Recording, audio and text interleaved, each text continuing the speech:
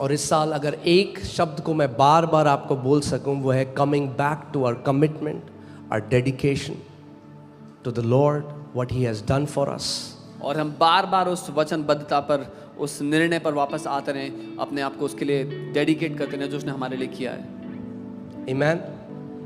ये ना भूलें कि मसीह ने हमारे लिए क्या किया, क्या उसने हमारे लिए सहा है, और जैसा जीवन उसने अपने आप को आपके लिए दे दिया, जैसा जीवन आप जीते हो, Christ offered himself as an offering. The way you respond to his sacrifice is an offering to him. मसीह ने पहले से ही आपके लिए अपना बलिदान दे दिया, पर जैसा जीवन आप उसके लिए जीते हो वो आपका प्रत्युत्तर है, आपका बलिदान है उसके प्रति। Amen. So आज अब हम शुरू कर रहे हैं वचन को। Now we'll start the hallelujah. word. ये अभी एपिटाइजर थे थोड़े से। तैयार हैं आप भोजन के लिए? Amen. आज मैं आपके साथ बात करना चाहता हूँ एक ऐसी पुस्तक के बारे में, बाइबल से, ऐसी पुस्तक से मैं आपको सिखाना चाहता हूँ जो सबको बहुत पसंद है। I want to start from a book in the Bible which everybody loves. इतनी पसंद है कि कईयों की बाइबल में वो चिपकी हुई है। People love it so much that it's stuck in some people's And Bible. that is the book of Leviticus. वो लेवी व्यवस्था की किताब है। And I want to talk about the 5 offerings in the book of Leviticus which foreshadow, which is a picture of the ultimate sacrifice, Jesus. और मैं उन 5 बलिदानों की बात करना चाहता हूँ जो कि एक झलक है, एक परछाई है, वो आने वाले बलिदान जो यीशु ने अपना दिया उन 5 रूपों में। Amen. आमीन। मैं चाहता हूँ आप अपना दिमाग स्वर्ग और नरक से हटा लो। I want you to remove your attention from heaven and hell. क्यों हम पवित्र जीवन जिए? Why should we live a holy life? Jesus. यीशु के कारण। क्यों हम एक ऐसा जीवन जिए जो उसको महिमा दे? Jesus. Why should we live a life that glorifies him? यीशु के कारण। क्यों हम और कमिटमेंट के साथ आगे बढ़ें? Jesus. Why should we proceed forward with more commitment? Because क्यों of हम फेथफुली प्रभु के पीछे चलें? Jesus. Why should we walk after the Lord faithfully? यीशु के कारण। बाइबल कहती है वो मृत्यु तक विश्वास योग्य रहा। The Bible says he was faithful until death. और अगर हम कहते हैं हम उसके नाम से बुलाए गए हैं, जैसा वो है वैसे ही हम भी हैं, And if we say we are called by his name as he is, so are we. हम ये नहीं कह सकते हम उसके जैसे हैं और हमारा नेचर, हमारा व्यवहार, हमारा कंडक्ट बिल्कुल उल्टा हो उस मसीह से। We cannot say that we are like him, but our conduct, our behavior is exactly opposite to him. हाँ, अगर आप देखें कोई व्यक्ति कहे मैं बीजेपी सपोर्टर हूँ और आप देखें उसने यहाँ पे कांग्रेस का वो पहना है लोगो, तो आप कहेंगे कुछ गड़बड़ है। If you see someone who says I'm a BJP supporter and if they are wearing a Congress emblem here, you will say there's something wrong. समझने वाले समझ जाएं। ओके, Hebrews 10:1, इब्रानी 10:1, क्योंकि व्यवस्था जिसमें आने वाली अच्छी वस्तुओं का प्रतिबिंब है पर उनका असली स्वरूप नहीं। मेरे पीछे बोलो, असली स्वरूप नहीं। यानी जो कुछ आप लय व्यवस्था में, अब जो 5 बलियां आप पढ़ेंगे वो क्या है? वो आने वाली वस्तुओं का प्रतिबिंब है परंतु असली स्वरूप नहीं है। For since the law has but a shadow of the good things to come instead of the true form of these realities, so when you read the law, it is only a shadow of the things that will come, not the true reality of it. असली स्वरूप नहीं, इसीलिए उन एक ही प्रकार के बलिदानों के द्वारा जो प्रतिवर्ष अचूक चढ़ाए जाते हैं, पास आने वालों को कदापि सिद्ध नहीं कर सकते। So it can never, by the same sacrifices that are continually offered every year, make perfect who draw near. Amen. अब जब हम पुराना नियम पढ़ते हैं, When we read the Old Testament, तो हम नए नियम के प्रकाशन से पुराना नियम पढ़ते हैं। we read the Old Testament through the revelation of the New Testament. अब हमारे पास सब्सटेंस है। Now we have the substance. क्या बोलेंगे? असलियत है जो मसीह है। We have the reality that is Christ. तो अब हम पुराना नियम जब पढ़ते हैं तो हमें पता लगता है कि वो सारी चीजें क्यों लिखी गई हैं। So now when we read the Old Testament, we understand why all those things were written. प्रभु यीशु मसीह ने कहा मूसा और व्यवस्था में किसके बारे में लिखा गया है? किसके बारे में लिखा गया है? मेरे बारे में लिखा गया है, यीशु मसीह ने कहा। Jesus said, the law and Moses testify of me. तो अब जब आप पढ़ते हो कि यीशु ने कहा कि मूसा की व्यवस्था में मेरे बारे में लिखा गया है, तो अब आप ढूंढो व्यवस्था में यीशु मसीह कहाँ है। So when you have read that in the book of Moses, it talks about me. Now you find out where it talks about him. तब मजा आएगा पुराना नियम पढ़ने में। Then you will enjoy reading the Old वरना Testament. आप कहोगे ये क्या लिखा है? Otherwise you will say, what is written? किसके बारे में लिखा है पुराने नियम में? Who is it written about in the Old Testament? मुझे लग रहा है थोड़ा इंटेंस फास्टिंग चल रही है। किसके बारे में लिखा है पुराने नियम में? Who is it written about? Amen, amen. So 5 प्रकार के जो बलिदान हैं उनको मैं पहले आपको बता देता हूँ, फिर एक एक करके जाएंगे। So there are 5 kind of sacrifices that जो we are going बलियां to हैं 5 प्रकार की। 5 kinds of पहली है sacrifices. द बर्न्ट ऑफरिंग या home Bali. The first is the burnt offering या home bali. दूसरी है द ग्रेन ऑफरिंग या अन्न बलि। तीसरी है पीस ऑफरिंग या शांति बलि। चौथी है द सिन ऑफरिंग पाप बलि। और 5वीं है द गिल्ट ऑफरिंग दोष बलि। ये 5 बलियां जो लेविटिकस लेव व्यवस्था की पुस्तक में लिखी गई, और आज हम देखेंगे कैसे ये सब मसीह के बारे में है। These 5 offerings were mentioned in the book of Leviticus, and we'll see how these were all about the Lord. तो अगली बार जब आप लेव व्यवस्था पढ़ेंगे तो आपको बड़ा मजा आएगा। So next time when you read the book of Leviticus, you'll really enjoy it. Amen. Usually जो लोग कहते हैं कि मुझे पूरी बाइबल खत्म करनी है 1 साल में, जब लेविटिकस में आते हैं तो they give up. When people say they want to finish the Bible in a year, they give up and they reach the book of Leviticus. Amen. So let's talk about the first offering. पहली जो बलि है the burnt offering. Home बलि की हम बात करते हैं। And it represents complete or total surrender. और ये दर्शाता है पूर्ण समर्पण को। Amen. और इस साल के पहले संडे हम देखेंगे कि कैसे ये प्रभु यीशु मसीह के लिए है, मगर उसके बाद हम ये भी देखेंगे इस बलिदान के बाद हमारा रिस्पॉन्स क्या होना चाहिए। So we know that this is for the Lord Jesus, but today, as it's the first Sunday, we will see after this sacrifice what should be our response to Him. Amen. और इसमें बात है जानवरों की बलि की। And it talks about animal sacrifice, भेड़, बकरियां, बैल।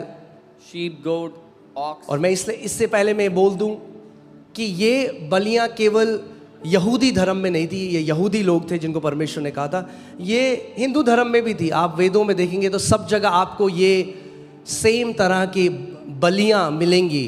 बैलों की बलियां, बछड़ों की बलियां, ये सारी बलियां उसमें भी है। And these were not only पहले given to क्लियर कर Jews. दूं आपको, Yeah, these were not only given to Jews, you will also find these in the old Hindu texts. वैदिक टाइम में ये सब बलियां होती थी। In the times of the different Vedas. मगर all अब these- हम लेविटिकस में आते हैं Let's come to the book of Leviticus.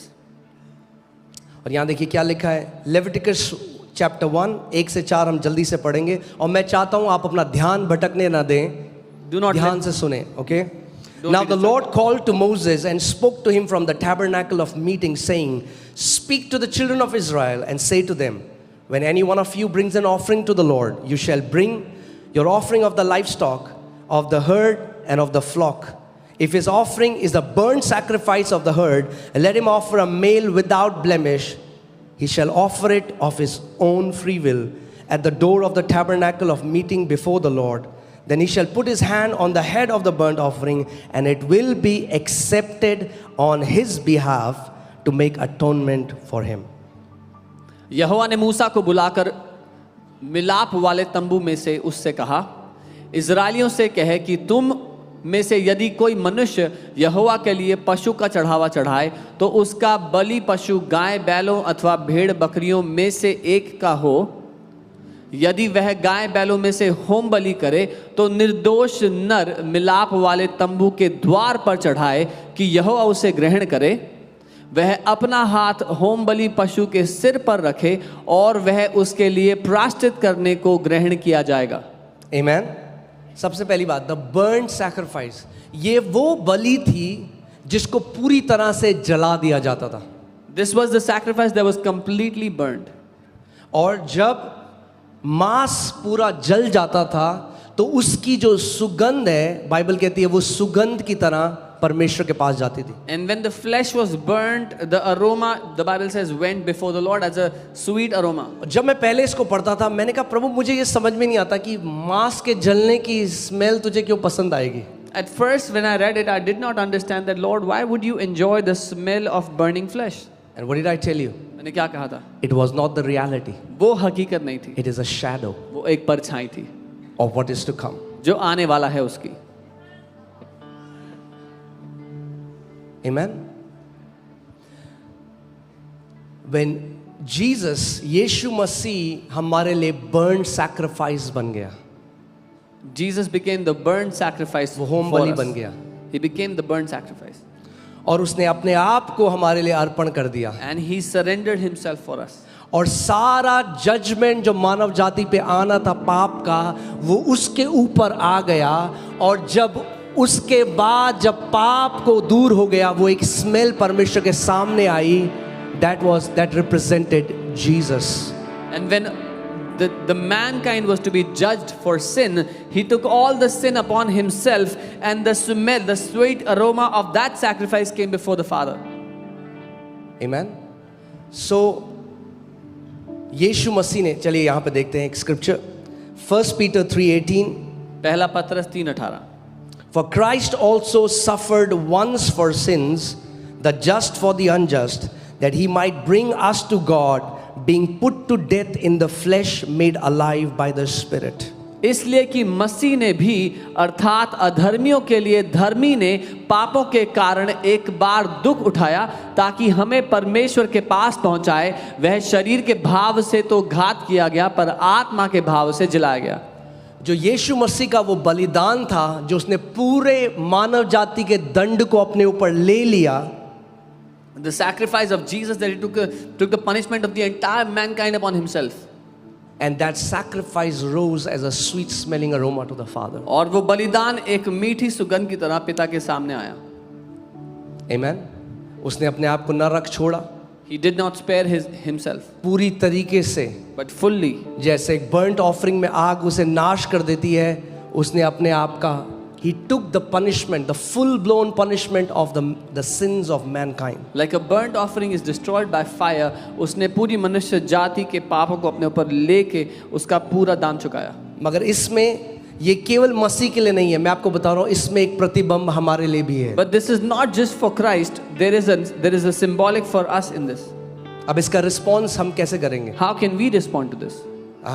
मसीह ने अपने आप को चढ़ा दिया, हालेलुया, प्रेज गॉड, अब मैं जैसे जीऊंगा मैं वैसा जीऊंगा. Oh, Jesus sacrificed himself, hallelujah, now I live the way I want to live. नहीं, हर उसके एक सैक्रिफाइस में अब परमेश्वर आपसे भी कुछ चाहता है. Every sacrifice that he has given, now in return God expects and wants something from you. Put Romans 12:1. रोमी 12 उसका 1. अब नए नियम में, अब आपको, पुराने नियम में क्या होता था, लोग क्या लेकर आते थे? Now in the Old Testament people used to bring cow, oxen, भेड़, बकरी, goat, चिड़िया. birds. नए नियम में अब हम किसी जानवर को नहीं चढ़ाते. In the New Testament we don't sacrifice an animal. नए नियम में परमेश्वर कहता है तू अपने शरीर को चढ़ा. In the New Testament God says give your body as a sacrifice. I beseech you therefore, brethren, by the mercies of God, that you present your bodies a living sacrifice, holy, acceptable to God, which is your reasonable service. In other translation it says which is your spiritual worship. इसलिए हे भाइयों, मैं तुमसे परमेश्वर की दया स्मरण दिलाकर विनती करता हूं कि अपने शरीरों को जीवित और पवित्र और परमेश्वर को भावता हुआ बलिदान करके चढ़ाओ, यही तुम्हारी आत्मिक सेवा है. किसको चढ़ाना है आपको? Whom do you have to offer it to? हाँ, कई लोग ऐसे हैं, वो सुन भी रहे होंगे मुझे ऑनलाइन, वो हर महीने के स्टार्टिंग में ना टायत भेज देते हैं अपनी, मगर कभी कलीसिया नहीं आते. मैं उनको कहता हूँ अपनी टायत अपने पास रखो, पहले अपने आप को चढ़ाओ, परमेश्वर तुम्हारा पैसा नहीं चाहता, पहले अपने आप को चढ़ाओ। Many people may be hearing me online and they send their tithe the first of the month, but I tell them God doesn't want your money, He wants you.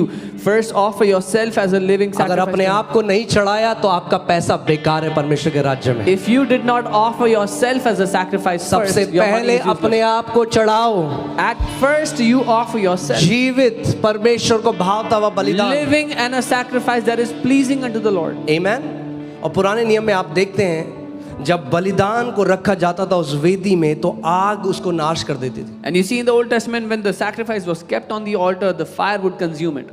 हम एलाइजा की कहानी में भी वो देखते हैं, एलिया की कहानी में जब उसने उस वेदी को बनाया, We see in the story of Elijah when he built the altar. आग आई उसको नाश कर The दिया। fire came अब and मैं आपको destroyed. उसका एक और मतलब बताता हूँ। I'll tell you one more meaning of it. जब आप अपने शरीर को, When बाइबल you- बताती है हमारी there is a fight between our flesh and the spirit. When you offer your flesh as a sacrifice, the Bible says that एक लड़ाई है हमारे शरीर और आत्मा के बीच में.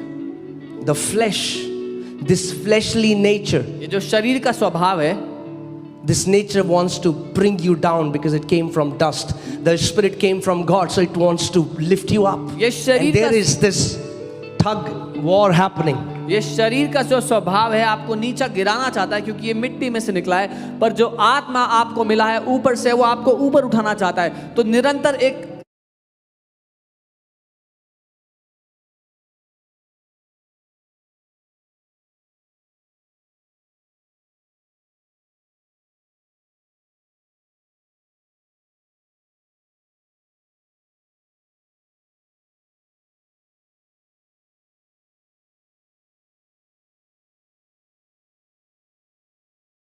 फ्लैशली एपेटाइट्स को जलाती है और वो सुगंध परमेश्वर के सिंहासन के पास जाती है और वो सुगंध उसके लिए एक बहुत ही मीठी सुगंध है। The fire comes and consumes all the fleshly appetites, and there's a sweet aroma that arises that the Father loves. वहां पे लय व्यवस्था में वो मांस जलने की स्मेल से परमेश्वर खुश नहीं हो रहा, वो तो शैडो है। असली में आप जब अपने शरीर को चढ़ाते हैं, जो शरीर की अभिलाषाओं के ऊपर पवित्र आत्मा की आग आती है और उस फ्लैशली एपेटाइट को जलाती है, तब वो सैक्रिफाइस परमेश्वर के पास जब जाता है, it's a sweet smelling aroma to God. In the book of Leviticus, the smell of flesh does not please the Father, but when you offer yourself as a sacrifice, the appetites of your flesh are burned, and that aroma is what the Father loves. You know why? पता है क्यों? क्योंकि जब परमेश्वर आपको वैसा देखता है, Because when the Father sees you, ये जब मसीह में आया था, when He came to the Lord, ये व्यभिचार में जीता था, He was living in adultery, ये पाप में जीता He था, was living in sin, ये सारी बुरी आदतों में फंसा He हुआ was in था। all bad habits. मगर अब जब ये now- बढ़ने लगा, When He has grown, इसने अपने शरीर को चढ़ाया। He has offered His body. जब परमेश्वर आपको देखता है अपने शरीर को चढ़ाता हुआ, When God sees you offering your body, it reminds him of Jesus. उसको यीशु की याद दिलाता है वो. और पिता कहता है The ये father says, अपने बड़े भाई के डील डॉल में बढ़ रहा है। He is growing in the stature of his elder son, elder brother. आमेन। आप जानते हैं वो पहलौठा है और हमारा एग्जाम्पल है। He is the firstborn and example for us. आज आपको क्रूस पे चढ़ाने की जरूरत नहीं है अपने आप को, You don't have to go to the cross today. मगर बाइबल हमें बताती है But the Bible tells us हमें अपने आप को जीवित बलिदान we चढ़ाना। have to offer ourselves as a living sacrifice. आमेन। जीवित बलिदान, living क्योंकि sacrifice. जब आप मेरे पास अगर अगेन एक एक स्क्रिप्चर में जाएंगे तो फिर पूरा 21 डेज फास्टिंग में यही करना पड़ेगा, मगर इसमें जब आप पढ़ेंगे घर जाके लय व्यवस्था, आज आपको पता चलेगा ये जो बलिदान चढ़ाया जाता था ये स्व इच्छा से होना चाहिए, किसी की जबरदस्ती से नहीं। When you will read the book of Leviticus, you'll find this sacrifice has to be of one's own will and not by force. इसीलिए फर्क है जब कोई आपको बोले पाप मत कर, पाप मत कर, पाप मत कर, और अगर ठीक है ठीक है, Which is why there's a difference when somebody is telling you don't sin, and you say yeah. अलग दूसरी चीज But a different thing. जब आप स्वयं When you on your own will अपने आप को कहो प्रभु say, Lord, मैं अपने शरीर को जीवित बलिदान चढ़ाता I हूँ, offer my body as a स्व living इच्छा से। sacrifice out of my own will, पवित्र, Holy. ये प्रभु यीशु मसीह, ये परमेश्वर को भाता है। which is pleasing to the Lord Jesus, to the Father. आमेन। कितने लोग मेरी बात समझ रहे हैं? How many of you understand? Which is your spiritual worship? जो कि आपकी आत्मिक आराधना है. So hear this. Come on. मैं स्टेज में खड़ा हो सकता हूँ, मैं बहुत सुंदर आवाज में गाने गा सकता हूँ, I could be standing on the stage and singing in a beautiful voice. मगर अगर मैंने अपने शरीर को नहीं चढ़ाया, But if I did not offer my body, मैं इस पुलपिट से जब वापस जाता हूँ, मैं वही करता हूँ जो मेरा शरीर करने को कहता है, मैं अपने शरीर की अभिलाषाओं में जीता हूँ, तो मैं परमेश्वर की आराधना नहीं कर रहा, मैं गाने गा रहा हूँ। when I go back from this pulpit and do what I want to do, I'm not worshiping God, I'm just singing songs. हमारी पहली, हम सब वर्शिपर हैं, जानते हैं आप सब आराधना करने वाले हैं। We are all worshippers, do you know? You और all आपकी आराधना कैसे शुरू होती है? But how- अपने शरीरों को परमेश्वर को पवित्र, जीवित और भावता हुआ चढ़ा के। But how your worship begins is by offering your body as a living sacrifice to the Father. आमेन। यानी हम ये बात जाने कि मेरा शरीर उस परमेश्वर की महिमा करने के लिए रचा गया है। So we should know that our body is designed to glorify the God. मेरे पीछे बोलो, मेरा शरीर मेरे परमेश्वर की महिमा करने के लिए रचा गया है। Say this after me. My body is designed to glorify my God. Amen. I'm going to skip a lot of scriptures क्योंकि ओह हालेलुया। चलिए जल्दी से इफिसियों 5:27 में देखते हैं। यहाँ पे लिखा है यीशु के लिए कि वो उसे एक ऐसी तेजस्वी कलीसिया बनाकर अपने पास खड़ी करे जिसमें ना कलंक, ना झुर्री और ना कोई ऐसी वस्तु हो, वरन पवित्र और निर्दोष हो। Ephesians 5:27 it says that he might present her to himself a glorious church, not having spot or wrinkle or any such thing, but that she should be holy and without blemish. और ये जो पौलुस बात कर रहा है, ये फिर से लेवी व्यवस्था से बात कर रहा है, क्योंकि उसमें परमेश्वर ने मूसा से कहा कि जो सैक्रिफाइस तू लाएगा, जो लोग सैक्रिफाइस लाएंगे होम बलि के लिए, उसके अंदर कोई दाग और झुर्री नहीं होनी चाहिए। And Paul is speaking this from the book of Leviticus because God told Moses, the people, that when they bring a sacrifice, there should not be a spot or blemish in it. आमेन। सो पहला वो यीशु को दर्शाता है क्योंकि वो पवित्र था, उसमें कोई दाग और झुर्री नहीं। पर दूसरा, कलीसिया को भी वैसा होना है, और वो होता है यीशु के लहू से। यीशु ने लहू से हमें पवित्र, बेदाग, बेझुर्री कर दिया है। So first it represents Christ who had no spot, no wrinkle when he sacrificed himself. And then it represents the church because Jesus has washed us with his blood, made us spotless.